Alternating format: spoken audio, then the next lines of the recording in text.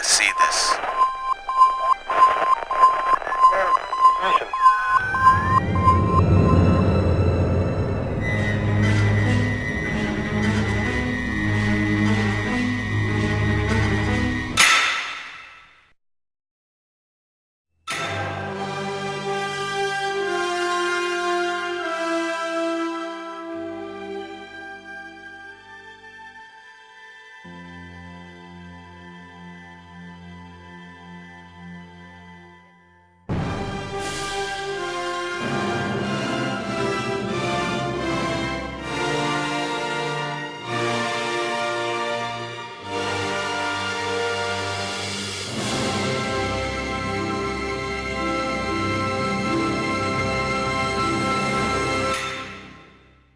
O programa Universidade Viva de hoje vai falar sobre o 10º Seminário de Contabilidade Aplicada ao Setor Público em 2011. Se você quiser sugerir temas para o nosso programa, o nosso e-mail é fgftv@fgf.edu.br. Para tratar deste assunto, nós estamos recebendo aqui nos estúdios do Dr. Manuelito Eduardo Campos, da Faculdade Integrada da Grande Fortaleza, com muito prazer, a doutora Clara Germana Santos. Ela é vice-presidente de Desenvolvimento Profissional do CRC e coordenadora deste seminário. O outro convidado é o Francisco Otaciano Lopes. Ele é coordenador geral da Câmara Setorial de Contabilidade Aplicada ao Setor Público do SESCAP Ceará.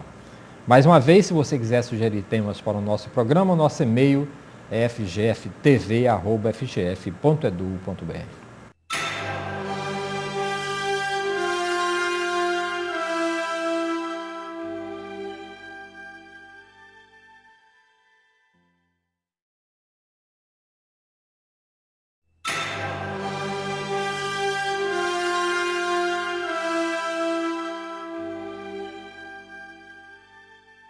A contabilidade das entidades do setor público tem como função principal estudar, registrar, controlar e evidenciar o patrimônio e suas variações.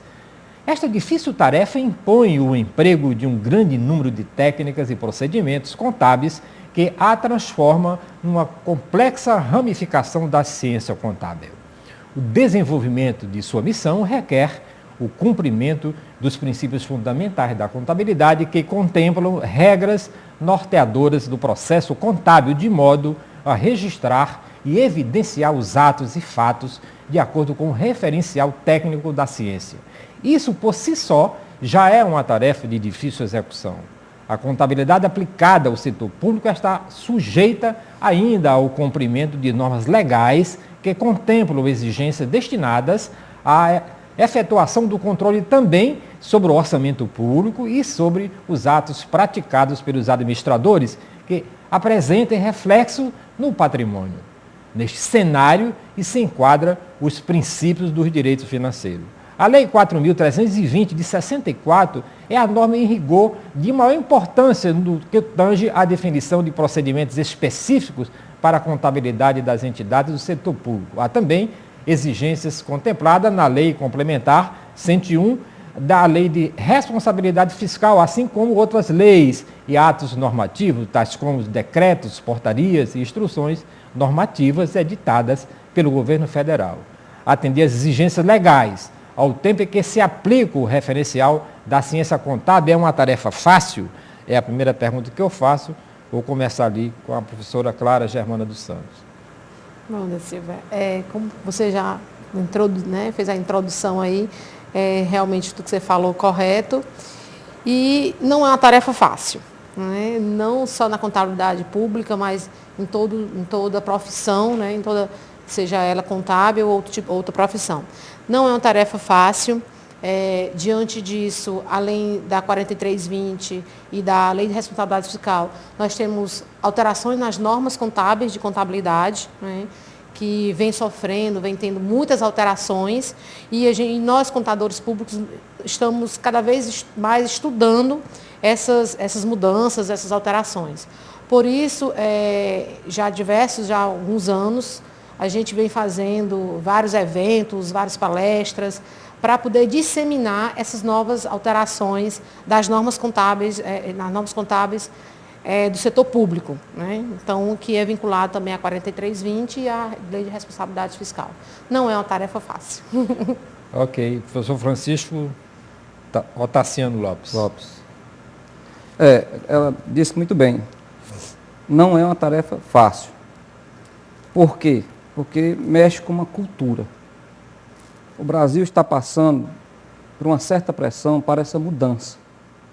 Pois até hoje a gente trabalha baseado na Lei 4.320 para cumpri-la apenas.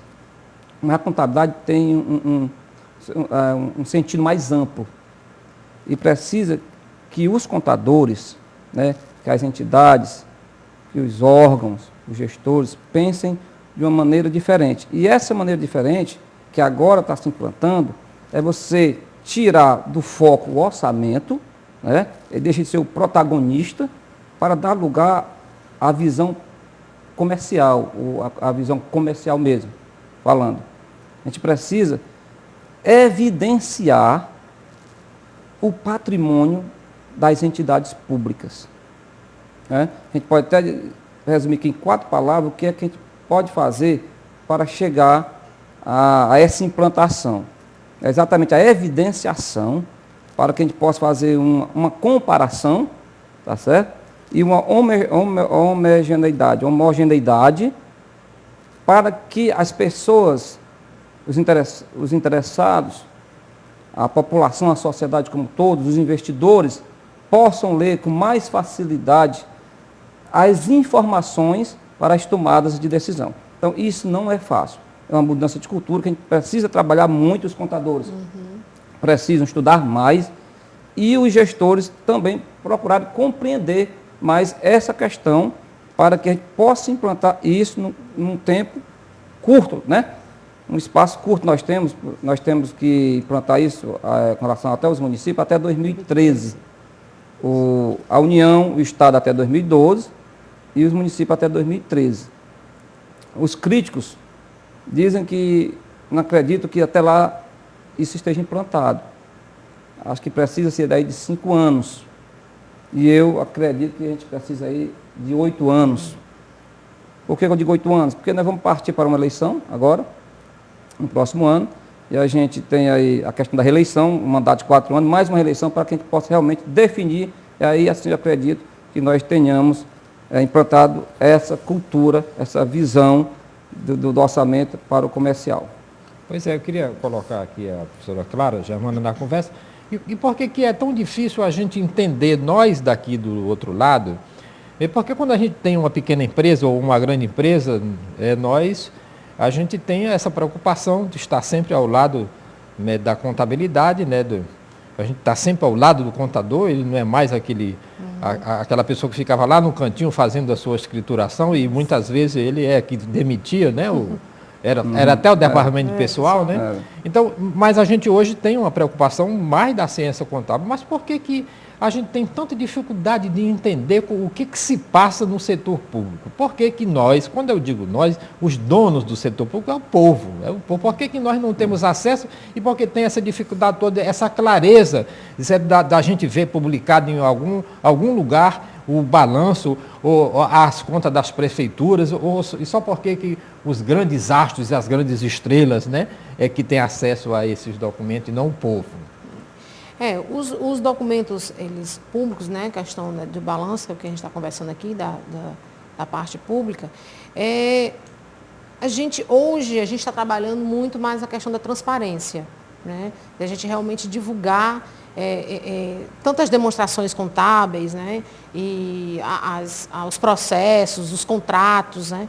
Então, isso está sendo trabalhado bastante nas novas normas para a gente fazer uma transparência maior.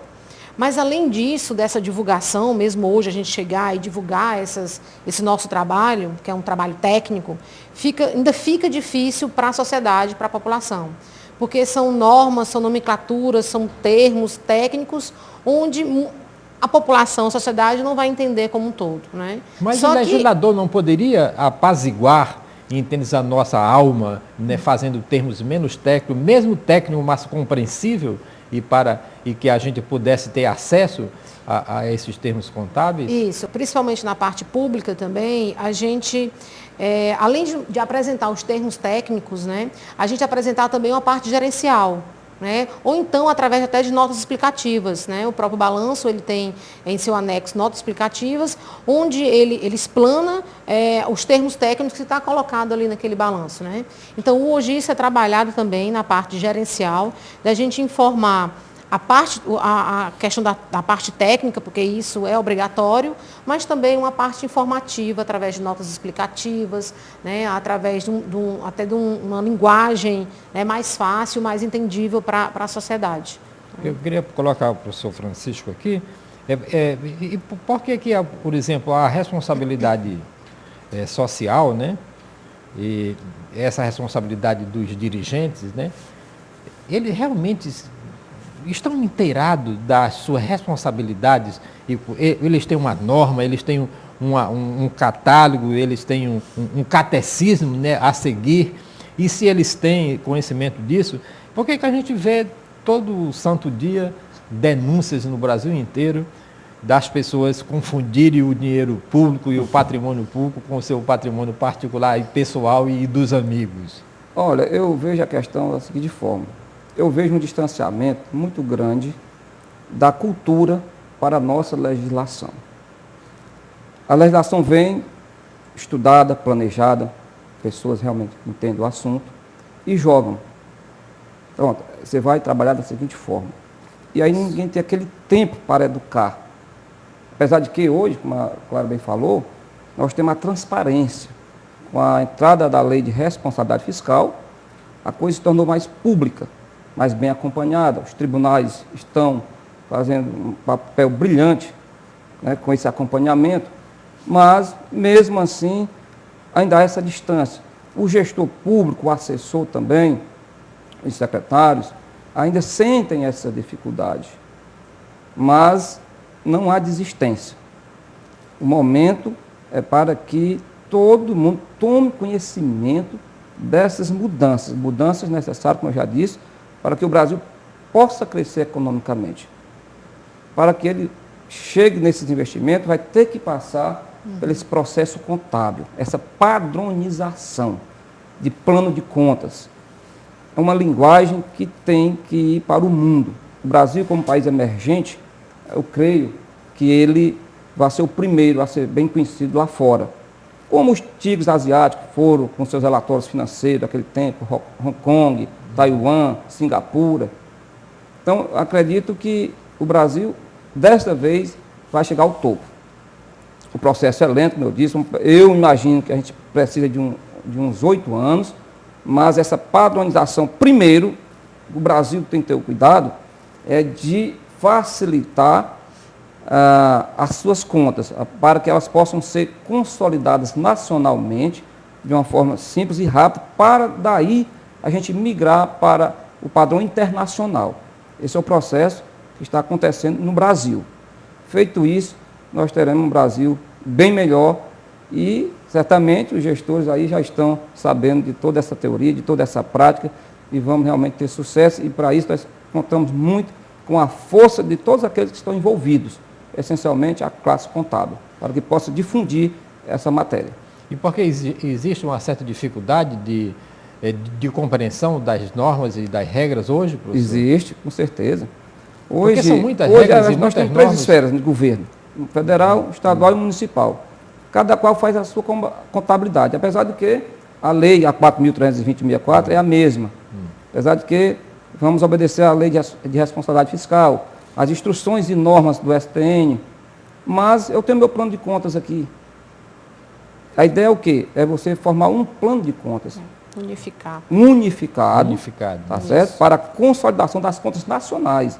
E daí a gente faz essa emenda com um plano de contas de caráter internacional, para que facilite essa leitura no mundo inteiro, para que facilite também aí o comércio e os investimentos. E quando eu falo de responsabilidade fiscal, e que eu chamo de responsabilidade social, porque eu vejo as duas coisas, né? Tá. E que a pessoa teria que ter a responsabilidade social de bem praticar a responsabilidade fiscal, porque o bem não é o patrimônio público das pessoas, nossa, e não das pessoas particulares, mas há ainda muitos políticos, são muitos mesmo, que ainda confundem isso, porque a gente todo dia tem denúncias sobre isso, né? Todo dia, mas aí a nossa sociedade tem um pouco de culpa.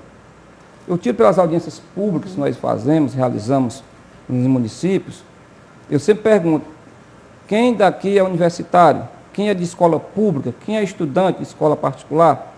Quase ninguém. E a gente faz a divulgação. Dia X haver audiência pública sobre Fundeb, sobre saúde. E a gente não conta com essa participação. Às vezes, vem uma cobrança isolada. Um tem um interesse, outro tem outro. Mas a sociedade tem que exigir, tem que participar na feitura do processo. Entendeu? Tem a feitura do orçamento, da LDO, Lei de Diretrizes Orçamentárias, do plano plurianual, isso que eu chamo a trilogia da administração pública. Essa questão tem que ser toda bem trabalhada. E a sociedade tem que ser mais participativa. Exigir antes, para que o produto saia com mais perfeição. Isso nós não encontramos facilmente nessas esferas municipais, por exemplo. Isso. Ok, nós vamos pedir aqui um pequeno intervalo aqui no programa Universidade Viva, que hoje está falando sobre contabilidade pública aplicada ao setor público, né? Se você quiser sugerir temas para o nosso programa, o nosso e-mail é fgftv@fgf.edu.br. Este programa é gravado sempre aqui nos estúdios do Dr. Manuelito Eduardo Campos, da Faculdade Integrada da Grande Fortaleza.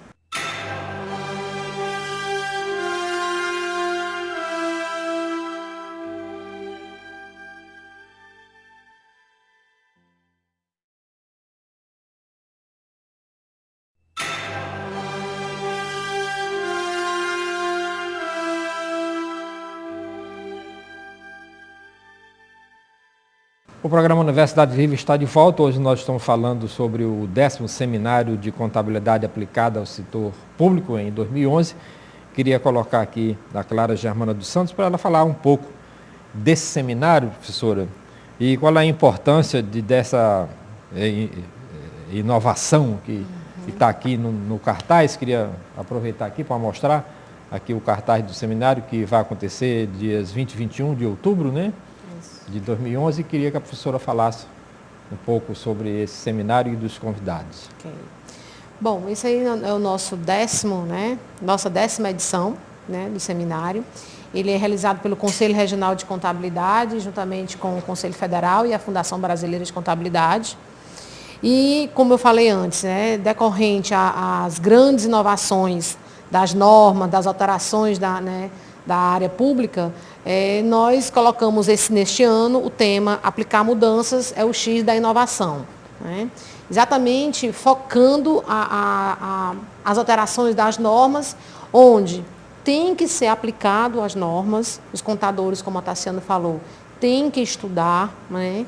Para daí a gente ter uns procedimentos contábeis corretos. Né? Então, o nosso foco maior no evento vai ser esse fato. Nós, inclusive, estamos trazendo já profissionais, contadores da área pública, de prefeituras, de outros estados, que já aplicaram as normas, que já estão trabalhando, né, já com as normas, onde no Ceará ainda nós não estamos ainda nesse trabalho. Então, assim, é mais um alerta, né, de dizer, olha, profissionais, contadores, realmente o processo está aí, as normas estão aí, vamos acordar, né? Vamos participar, vamos estudar para poder a gente aplicar realmente os novos procedimentos corretos na nossa área pública. Professor Francisco, queria que o senhor falasse um pouquinho da importância desse seminário para o contador. Eu me sinto bastante motivado em estar aqui participando desse programa, porque é uma oportunidade que eu julgo de grande valia. E aí vem um trabalho magnífico do CRC, que tem à frente o presidente Cássio Regis, a professora Clara, e eu aqui representando o SESCAP Ceará, na pessoa do presidente Carlos Mapurunga. E isso eu vejo como um ponto muito positivo, esse espaço, essa abertura, porque o Ceará precisa, como o Tribunal de Contas nosso dos municípios, partiu na frente. Diz que é um dos melhores tribunais do país. E a gente precisa trabalhar essa questão o mais rápido possível. E isso acontece se nós fizermos esse trabalho CRC, SESCAP, reuniões, seminários como este, para que a gente possa difundir melhor, com mais qualidade, essas mudanças. A legislação está pronta, a União já está implantando, os estados estão se preparando, os municípios têm aí um prazo, mas nós precisamos implementar mais esse trabalho, principalmente na área de informática. A gente não pode esquecer a questão do sistema, porque vai passar por isso.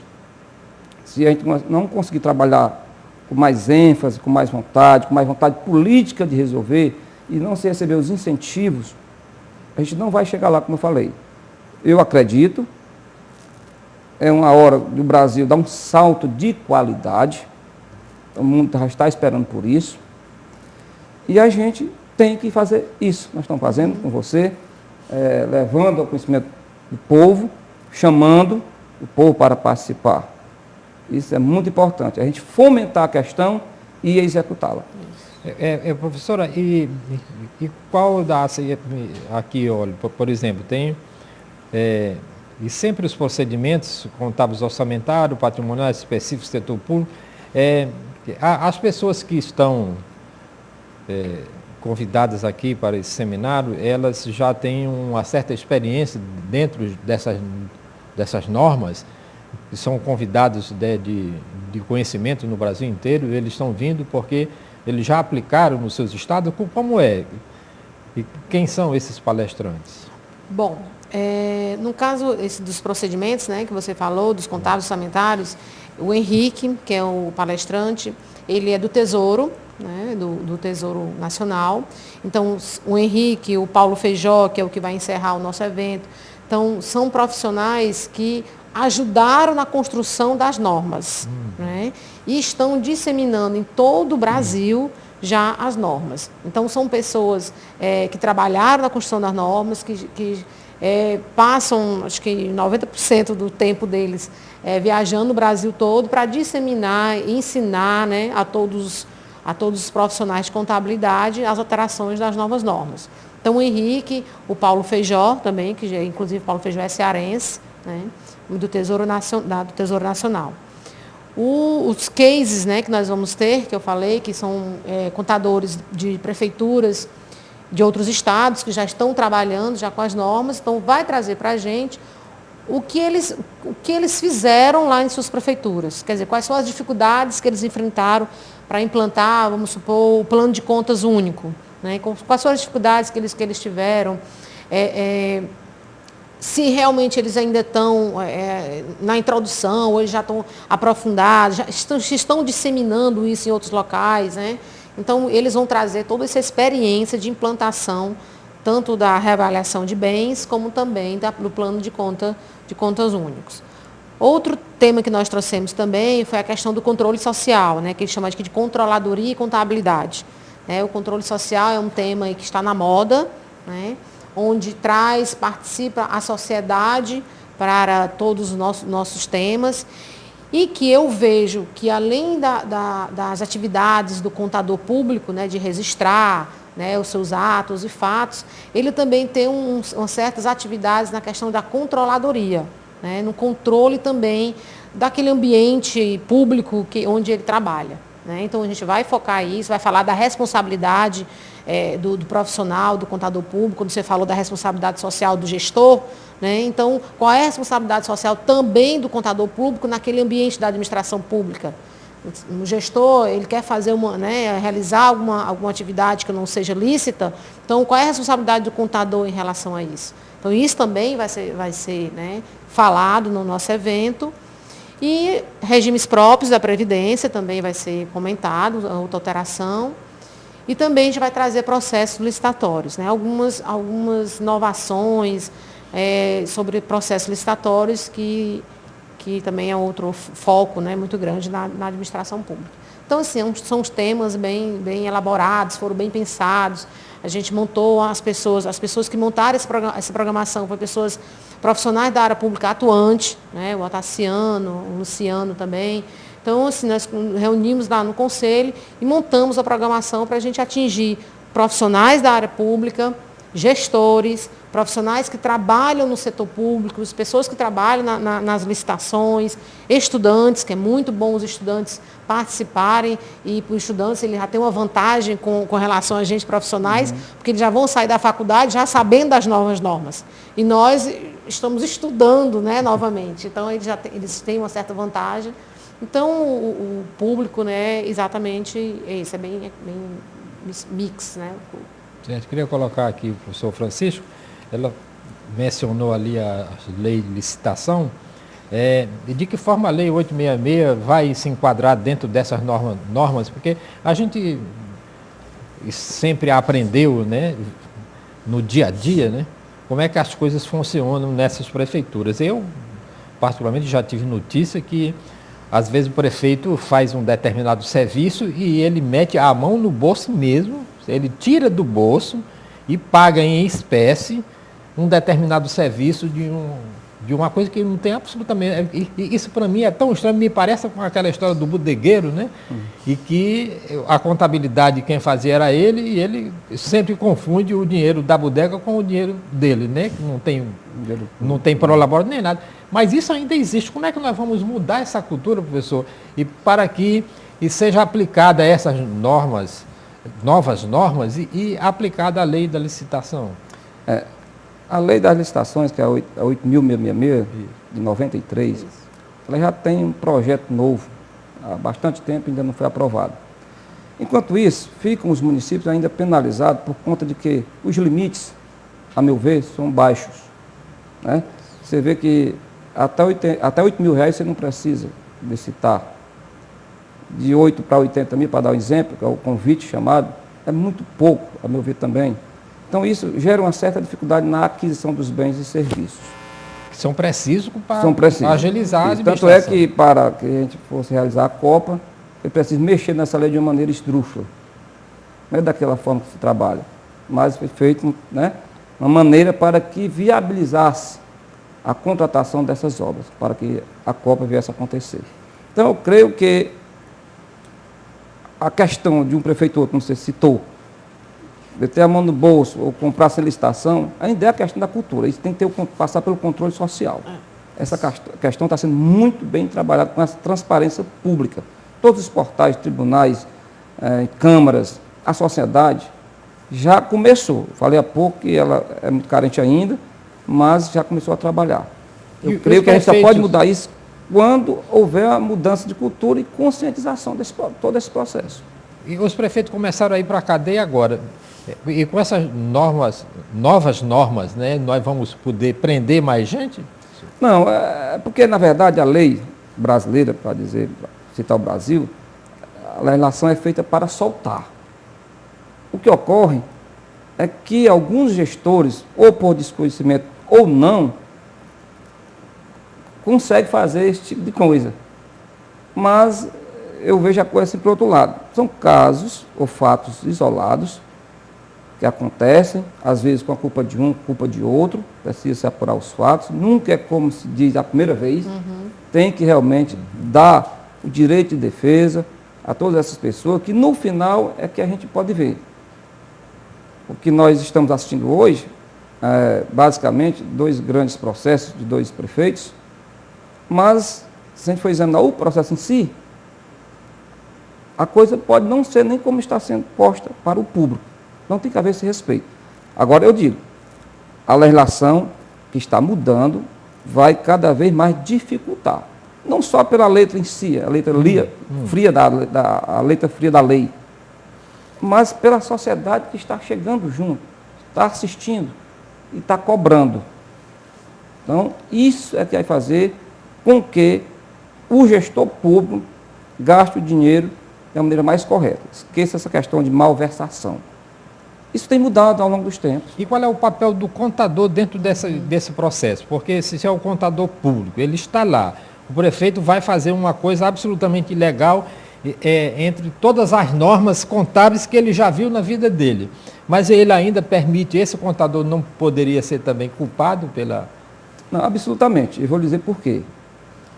No início você falou que o contador, bem mais nas antigas, era uma espécie de um consultor geral. né? Fosse um padre, o próprio juiz e tal, dentro da contabilidade, dentro do gerenciamento da coisa pública. Hoje mudou. Hoje tem uma coisa chamada de descentralização administrativa. Os contratos que os contadores fazem são bem explícitos e claros, apenas responsáveis pelo lançamento dos atos e dos fatos contábeis. Hoje, você tem um setor na prefeitura de licitação, que é outra equipe. Você tem o pessoal que trabalha na área de setor de pessoal, pessoal que trabalha na parte de patrimônio, enfim, é tudo descentralizado. O contador recebe o processo para a contabilização já vindo de outros setores. Se tiver errado, ele vai fazer. Ele vai ter que lançar. Ele vai ter que lançar. Vai ter que lançar. Inclusive, claro, dentro dessas mudanças, né, que o Brasil está fazendo, aqui lá fora, que a visão maior é você lançar tudo. A questão é patrimonial. Se tiver alguma coisa errada, já tem que lançar, tem que evidenciar. Essa é a grande mudança. O Brasil tem que mostrar o seu patrimônio. O orçamento não perde nem de longe a sua importância. Mas o patrimônio é que é o novo foco. Tem que ser lançado. Ok, nós vamos pedir aqui mais um intervalo no programa Universidade Viva, que hoje está conversando sobre o 10º Seminário de Contabilidade Aplicada ao Setor Público, agora em 2011, que vai acontecer agora no dia 20 e 21 deste mês. Né? E se você quiser sugerir temas para o nosso programa, o nosso e-mail é fgftv@fgf.edu.br. Este programa é gravado sempre aqui nos estúdios do Dr. Manuelito Eduardo Campos, da Faculdade Integrada da Grande Fortaleza.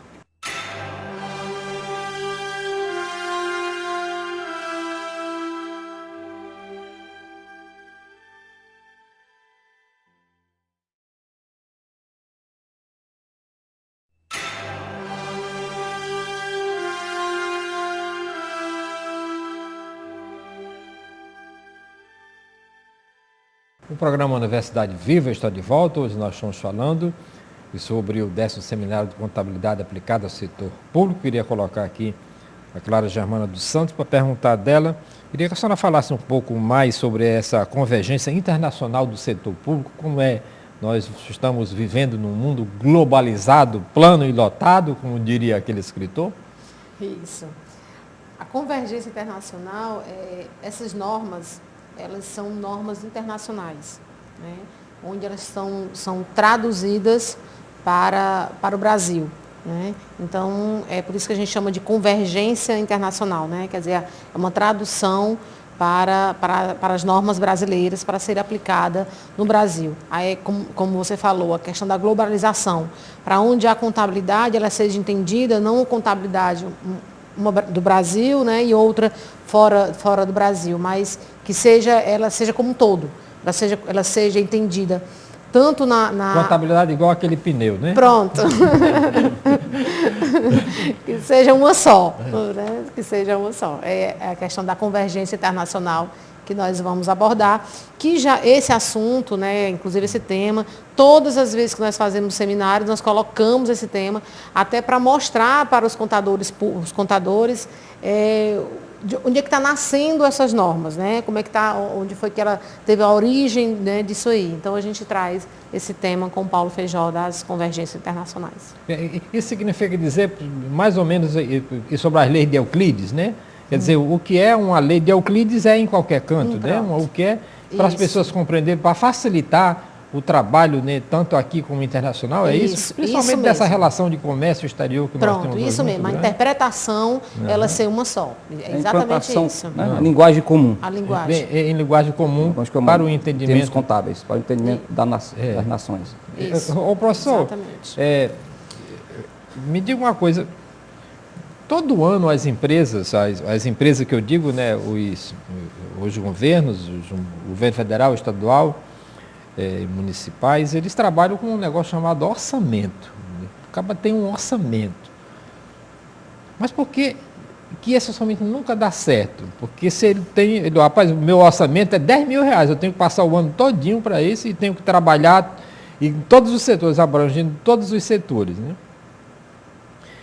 E se o cara tirar uma verba aqui, por exemplo, da educação, para gastar aqui, por exemplo, na saúde, ou tirar da saúde e para gastar com a festa de carnaval, não sei o quê, não dá certo, que a rubrica é diferente. Como é nessas novas normas que isso será aplicado? O gestor vai poder pegar aqui e ter um entendimento exatamente do que aquela rubrica e para determinado orçamento, e isso vai facilitar a vida do contador público? As normas dentro do orçamento público vão seguir a Lei 4.320. Apenas houve alguns acréscimos, tá, com relação a demonstrações. No tópico orçamento, é uma lei anual. O orçamento é uma lei anual, onde você faz aquelas previsões. Fixa despesas para determinados setores.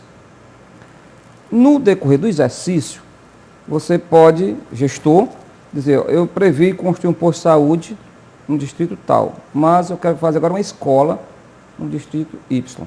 Isso é possível? Sim, porque na própria lei que elaborou, a lei orçamentária, já prevê essa alteração. O importante é que nós tenhamos um planejamento bem trabalhado para que não haja essa necessidade, tirando aí algum fato que realmente leve a você fazer essa mudança. Mas no comum é para você planejar, porque aí você já vem numa convergência do plano plurianual e da lei das diretrizes orçamentárias. Então, aí é que eu elaboro um orçamento anual. Não há muita razão para tantas mudanças, isso é verdade. Mas é possível. E com as normas novas que vão aparecer, que são os demonstrativos a mais, isso vai ser tudo evidenciado. E na evidenciação, claro, que você vai ter mais respeito ao cumprimento dessa lei orçamentária. E como é o papel do Congresso Nacional dentro dessa história lá, por exemplo, a Câmara dos Deputados é que faz o orçamento, né? Como é que vai ser esse papel? Não, eu quero tanto para aquele município, tanto para aquele município, cada um trazendo a sua verba. E como é que isso dentro do mundo contábil, eu vejo isso numa confusão danada, porque eu sou leigo naturalmente no assunto. Mas o senhor pode ajudar a esclarecer o público de como é, e que o público pode, inclusive, acompanhar o trabalho desse... Pronto. Exatamente. Quando você vai fazer, o município vai fazer o seu orçamento, você já traz para a mesa a lei das diretrizes orçamentárias e o plano plurianual, que já nas alturas existem. E publicam também, dizendo que dias tais vão haver reuniões para que a gente faça um orçamento participativo. Esse termo é antigo, se fala muito, é muito bom, mas normalmente não há essa participação da sociedade diretamente. E aí a gente vem a participação indireta, através de um vereador, através, né? Aí vem os secretários, que são os executores, e os assessores, diante da realidade daquele município. A gente procura fazer de modo que atenda a essas necessidades. Se porventura houver algum erro, aí nós vamos fazer as devidas alterações através de créditos adicionais. Eu queria colocar aqui a Clara Germana queria saber um pouco sobre, vai haver um case sobre a reavaliação e depreciação de bens. Como é que é isso, professora? Os bens, a gente está dizendo que é uma coisa e já não é mais. Bom, isso também foi, né, vai ser uma das alterações das normas. Como o nome está falando, ele reavaliação, quer dizer, ele vai reavaliar os bens patrimoniais, né, da administração pública, inclusive até em outra legislação, até da área privada também, que também está englobada nisso. Então, como o Otaciano falou, evidenciar, mostrar realmente naquele balanço o valor correto daqueles bens. Então, geralmente, no balanço da administração pública, ou até empresa privada, que a gente possa até falar, eles têm um valor lá colocado no seu balanço. Então, ali a gente tem que atualizar.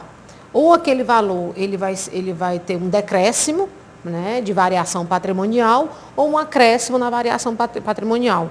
Isso deve ser analisado, a cada bem, o bem tem que ser individualmente analisado, colocado um valor que a gente chama, nós estamos falando de valor justo, colocar um valor justo nesse bem, dizer a partir de quando ele vai começar a ser novamente depreciado, para daí a gente dizer realmente quanto é que está aquele bem patrimonial daquela administração pública. Então, Olha, é moça, eu tenho grande... uma certa dificuldade de compreender para que, por exemplo, quando falo em bens do governo, rapaz, tem bens do governo que são absolutamente inúteis para mim, certo? Que sou parte desse governo, né? Que eu sou vivente deste planeta Terra e desta cidade de Fortaleza. Por exemplo, eu não consigo compreender para que o Correios, Telégrafos, para mim, Correio, para fazer aquele serviço dele, para que ele quer aquele terreno imenso que tem ali, lá na Água Fria, ali pertinho ali do Seis Bocas, terreno imenso, todo cercado, todo bonito. O Exército, que é outro terreno dentro da cidade, para que aqueles terrenos, aquilo como patrimônio e sem nenhuma função específica, né? O bicho parado lá, aquela coisa.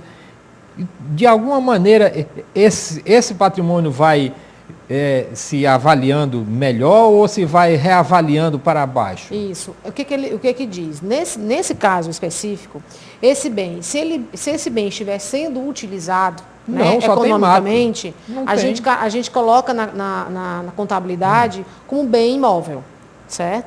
Se ele não está utilizado, né, economicamente, como a gente chama, nós colocamos ele como investimento. Né? Mas tem que estar evidenciado lá no patrimônio, né? No balanço, no caso do Correios. Tem que estar, mesmo que não sirva nada, né, para a sociedade, sim.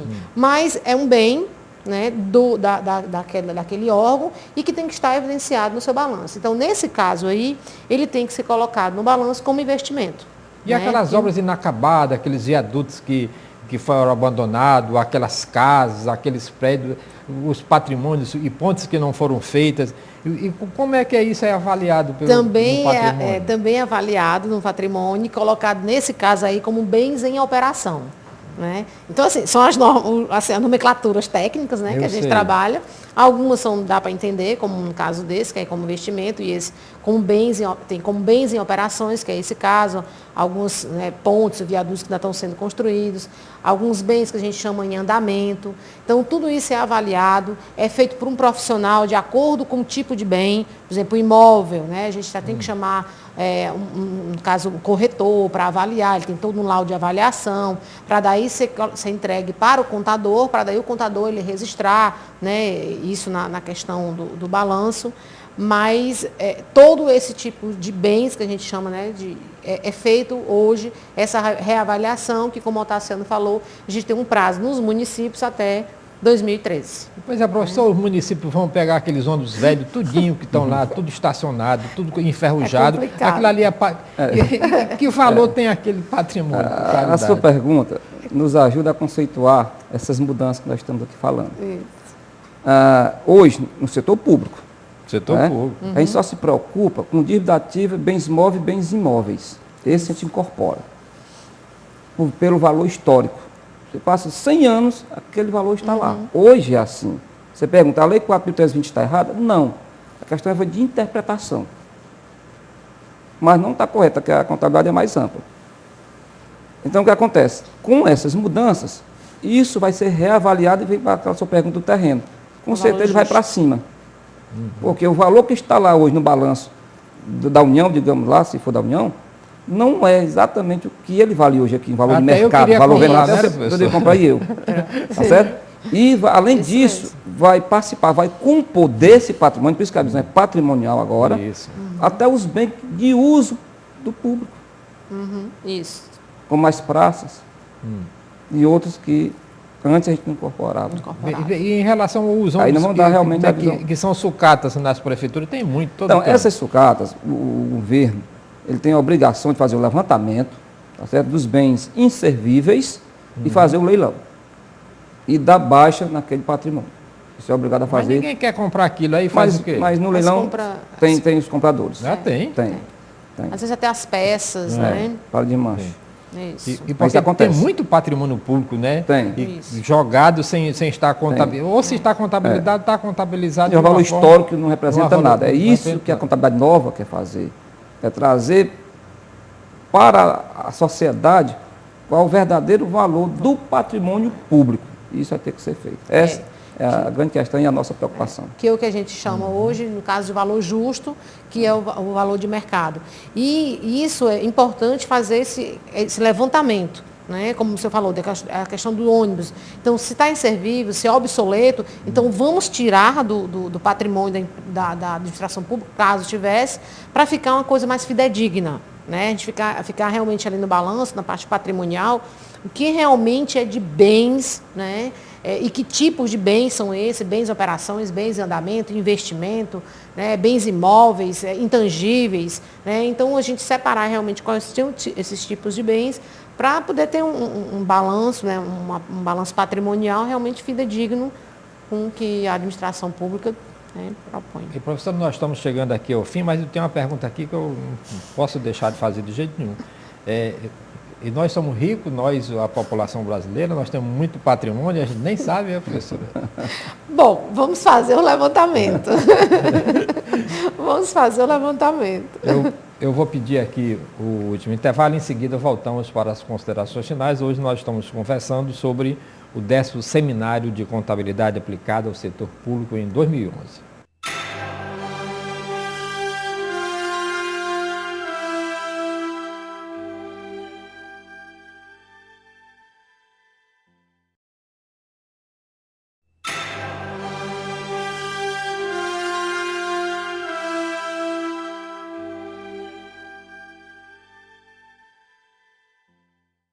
O programa Universidade Viva está de volta, infelizmente o nosso tempo está chegando ao fim. E tanto a senhora como o nosso amigo Francisco têm 1 minuto para as suas considerações finais aqui no programa Universidade Viva. Vou começar aqui com a Clara Germana Santos.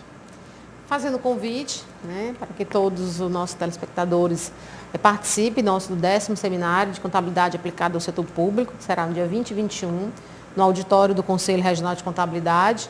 É um evento feito junto com a Fundação Brasileira e o Conselho Federal de Contabilidade.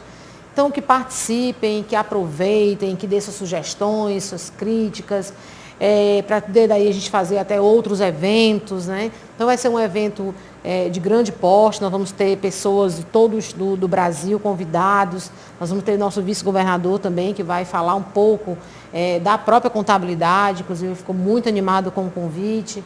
Então, é isso, é um convite especial a todos os contadores, todos os profissionais, estudantes, que no dia 20 e 21 estejam no Conselho Regional, que estaremos todos lá nos aguardando e esperando. Ok, Francisco Otaviano Lopes. Agradecer a oportunidade, como eu falei, é uma oportunidade que a gente fica bastante motivado, em função de que o tema é importantíssimo para a sociedade cearense e brasileira.